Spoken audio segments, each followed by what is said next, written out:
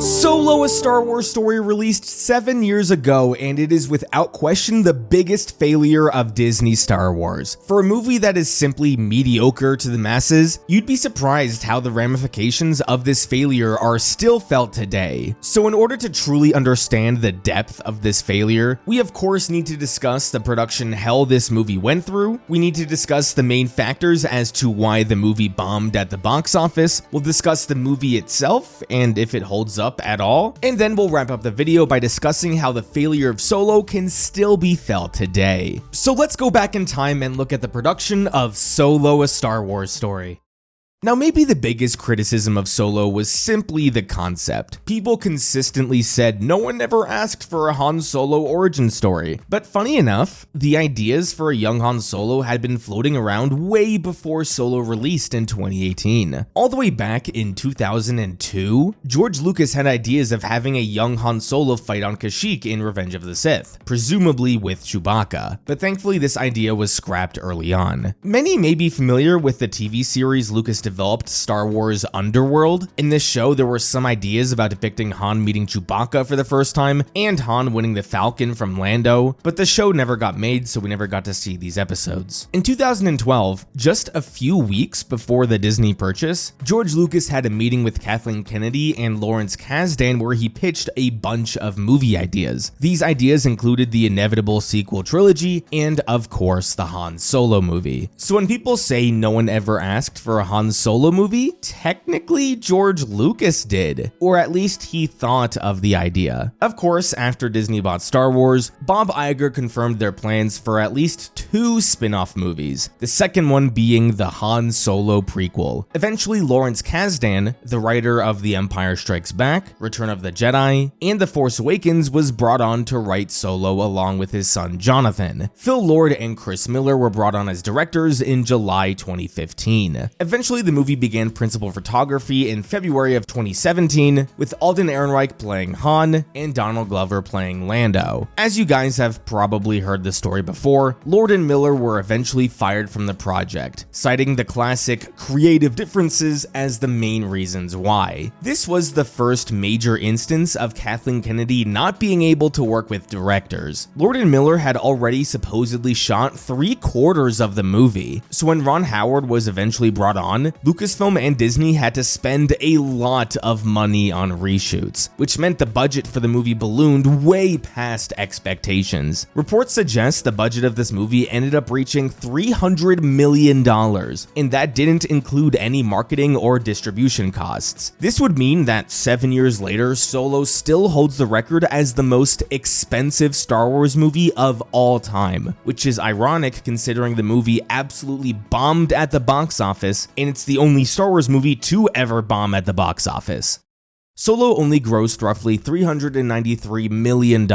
Keep in mind, the other 4 Disney Star Wars movies had grossed at least $1 billion each, with The Force Awakens reaching $2 billion.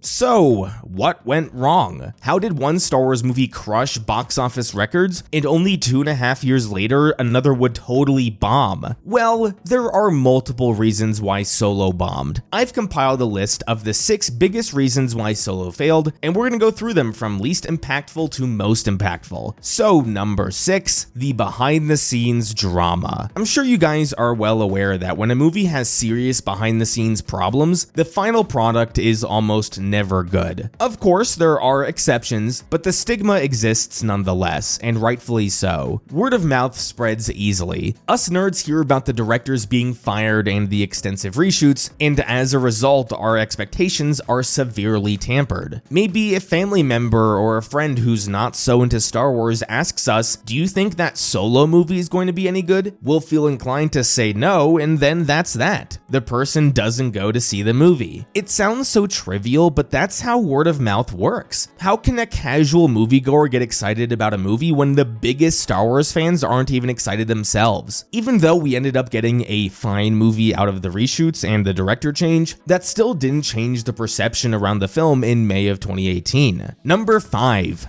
the marketing. I think a lot of people assume that with these big blockbusters, you don't need that much marketing. I couldn't disagree with this more. Why do you think the ending of the first trailer for The Force Awakens showed the Millennium Falcon? Why do you think the ending of the second trailer showed Han Solo and Chewbacca for the first time? Because Lucasfilm knew those things would excite the audience. Why did the first Last Jedi trailer end with Luke saying it's time for the Jedi to end? Because that's a really intriguing line and it sparks a discussion. Why did the Rise of Skywalker trailer end with Palpatine laughing? Because that's something that also sparked a discussion within the community. Marketing is more than just releasing trailers and goofy movie posters. You want to try and spark a discussion. You want to develop excitement. You want people to convince other people to go see your movie. Do you guys remember how during the lead up to The Force Awakens, it was such a mystery as to why Luke wasn't in any of the trailers? We knew 100% Mark Hamill was going to be in the movie, but he was in none of the marketing. This sparked theories that Luke was secretly Kylo Ren. As ridiculous as that seems now, that's a fun way to start a discussion. Solo not only had pretty weak trailers, but it also made close to no effort elsewhere when it came to its marketing.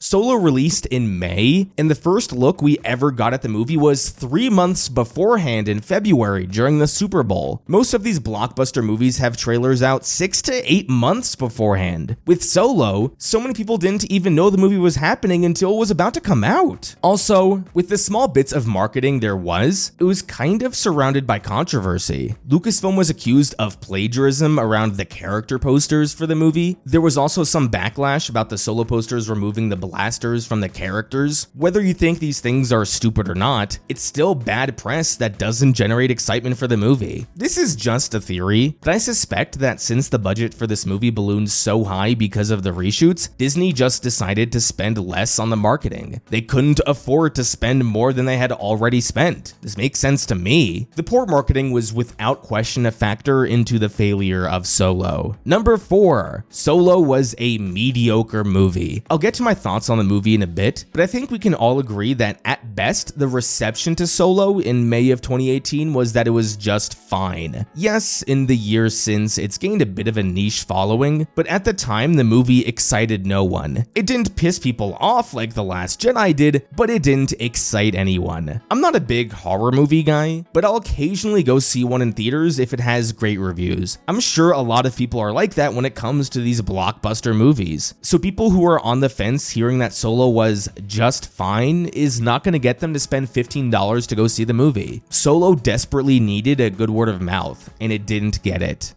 Number 3, the release date. There are two peculiar things about the timing of Solo. The first is that it was released in May of 2018, just 5 months after The Last Jedi. Every other Disney Star Wars movie up to that point was released in December, and it honestly felt ritualistic for a time. I loved that from 2015 through 2017, each year ended with a Star Wars movie. It just made the experience feel like an event, that every year we were going to get a new Star Wars movie in December, and then I could get all the new toys for Christmas. For some reason, Lucasfilm decided to release Solo in May rather than December. I honestly think this mattered. I bet you a lot of people just assumed the next Star Wars movie would come out in December, but that didn't happen. Also, it being like 5 months after the previous Star Wars movie definitely felt like whiplash. The other factor in this release window was the two movies that came out just weeks before. Avengers: Infinity War came out 3 weeks before Solo, and Deadpool 2 came out a week before Solo. Both movies also had excellent word of mouth. Us nerds online have no problem seeing 3 movies in a month, but you know who does mind? The average middle-class family that has 2 kids. If you're a dad and you're taking your wife and 2 kids to see a movie, after concessions, that could be a $100 trip, especially if you saw the movie on a good screen. Infinity War was widely successful, and so was Deadpool 2. You think many parents took their kids to see Solo after already seeing Infinity War and Deadpool, especially after no one was excited to see Solo? No way. The week Solo came out, I'm sure a lot of people still chose to see Avengers or Deadpool anyway. The average American supposedly only sees like 5 movies a year, and with Black Panther coming out earlier in that year, along with Infinity War and Deadpool releasing just weeks beforehand, I'm sure most people were fine with skipping Solo. Number 2, and it pains me to say this, but it's absolutely true, the The Last Jedi. The Last Jedi is without question the most divisive blockbuster of my lifetime. 2018 was a miserable time to be a Star Wars fan. We're kind of used to the negativity around Star Wars now, but from 2014 through 2017, it was so much fun being a Star Wars fan. And then 2018 hit like the Great Depression. Everyone was just fighting constantly over this movie. It was exhausting. Rian Johnson deserves so much credit for starting so many YouTube careers, including my own in a way, because that's how strong the hate was for this movie. Even for people who liked the movie, it was still so exhausting. Frankly, it didn't matter what Star Wars movie was coming out. A lot of people simply didn't want to see another Star Wars movie 5 months after The Last Jedi.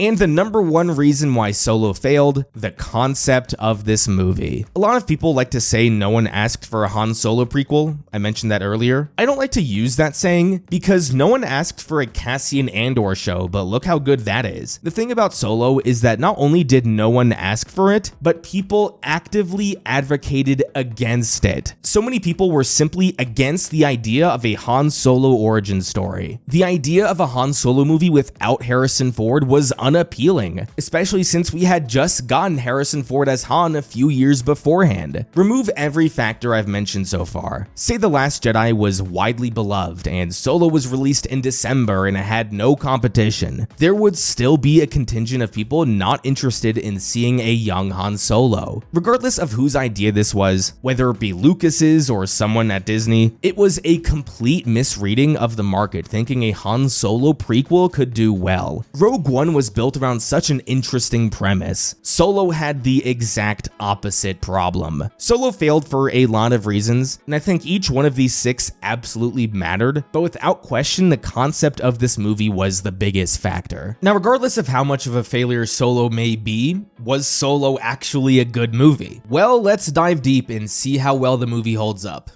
As I've hinted at before, the best thing I could say about Solo is that it's just fine. And that's what you're gonna get when you have Ron Howard take over as director less than a year before the movie releases. Fundamentally, Solo doesn't have a great script. As we'll get into in a second, the movie isn't trying to say anything. It's just all plot, no story. So when you have a great director like Ron Howard come in to finish the movie, his job isn't necessarily to remake the entire movie into one that's more thematically rich. That deep in a production, he just needs to make a movie that's serviceable, attach storylines and action sequences together into a somewhat functional story, and that's what we got. The movie is without question entertaining at times. The whole train heist towards the beginning of the movie I thought was really well done. I can say the same thing about the Kessel Run as well. Also, the effects still hold up great, and the action sequences are shot well. So at worst, you can just turn off your brain and enjoy some action if that's for you. But here on The Goldman, we like to analyze things a bit deeper than that. I like to discuss things such as character arcs, themes, intricate plots, etc. Does Solo have any of that? No. If I asked you to describe the plot of Solo, what would you say? You can't really pinpoint the plot into one specific thing. The movie has no narrative. It's just a series of events stitched together. The movie begins with Han just trying to escape Corellia. Eventually he does, but he needs to go back to try and save Kira. Years pass and he hasn't made any progress.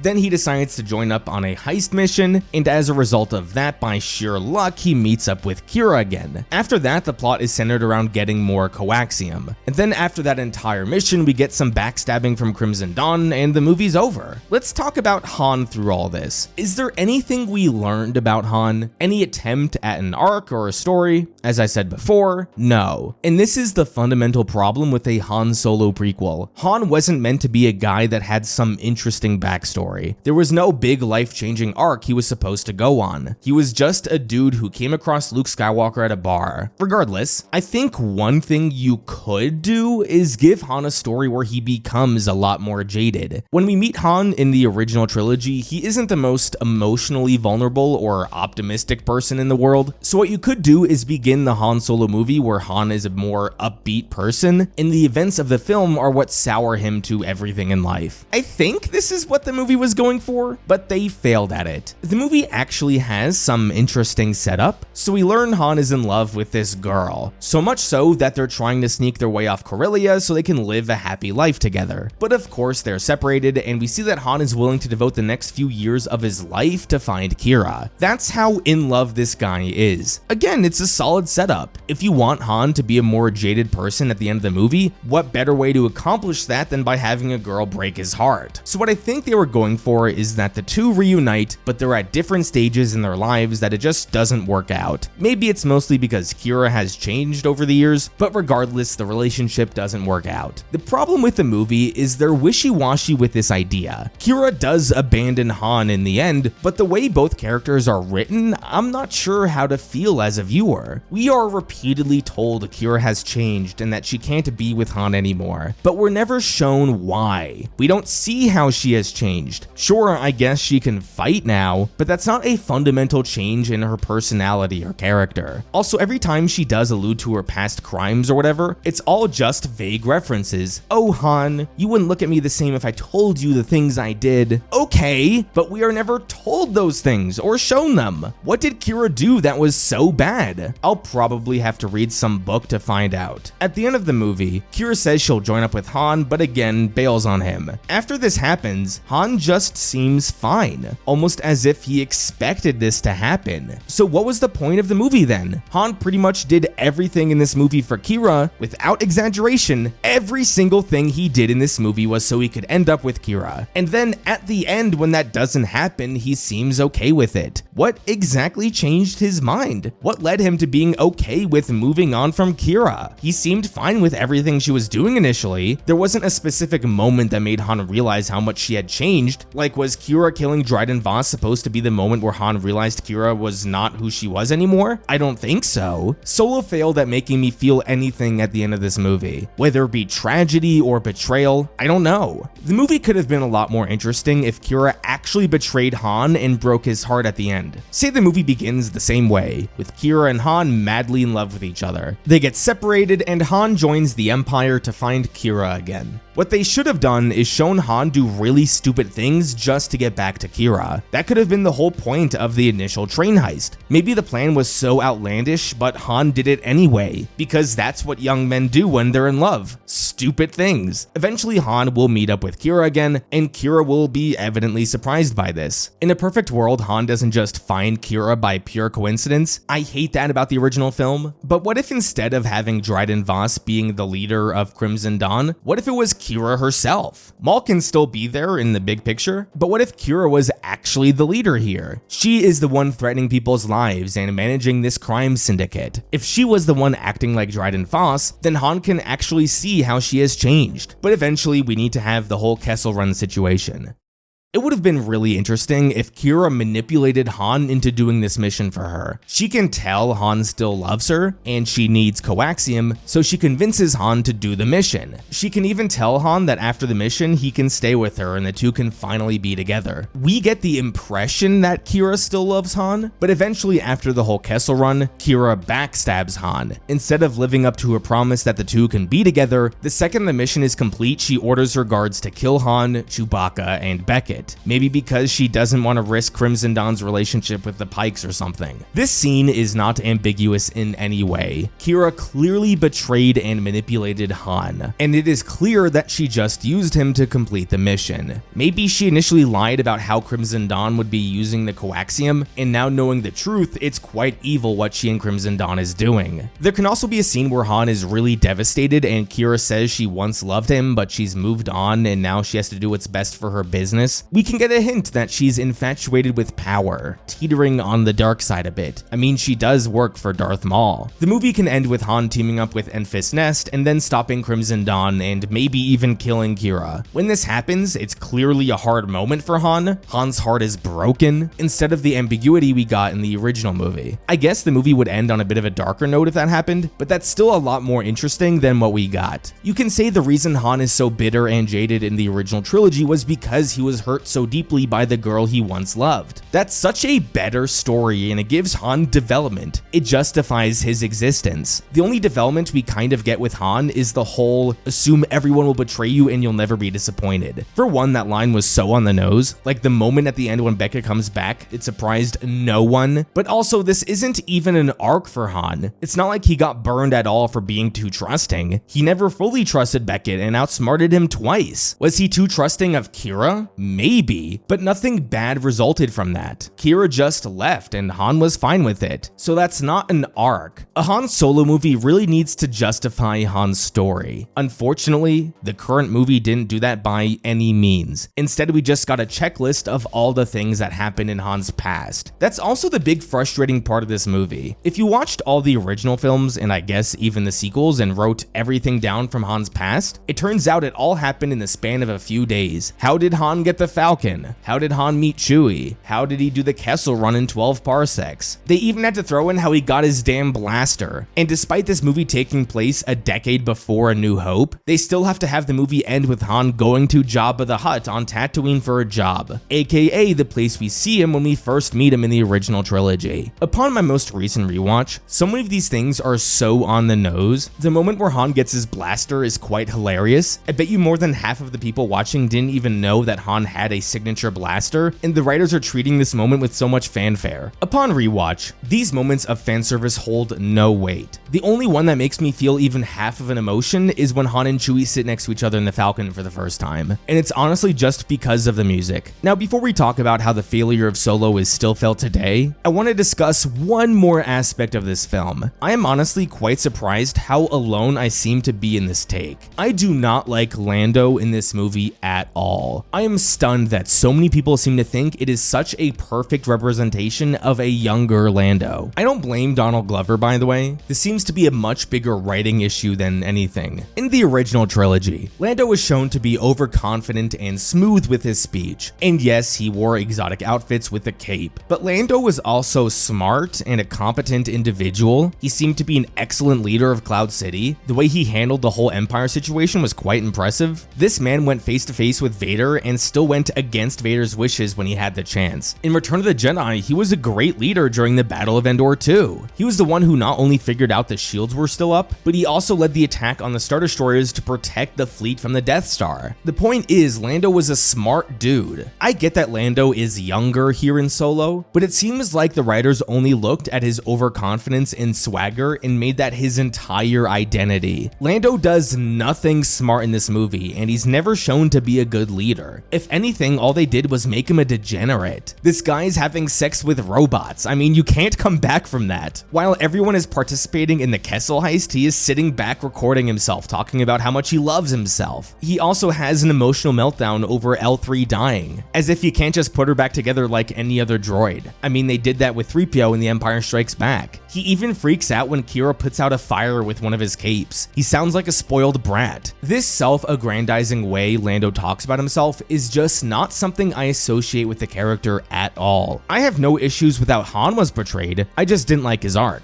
Lando, I don't like at all. That's why I pray to Jesus every day that this stupid-ass Lando movie or show never happens. At the end of the day, Solo is so uneventful that there's not much to talk about. There's no arcs, there's no character development, there's no nothing, and that makes it hard to make a video essay about it. Frankly, what happened before and after the movie is far more interesting than the movie itself. With that being said, let's talk about the consequences of the failure of this movie and how they're still felt 7 years later.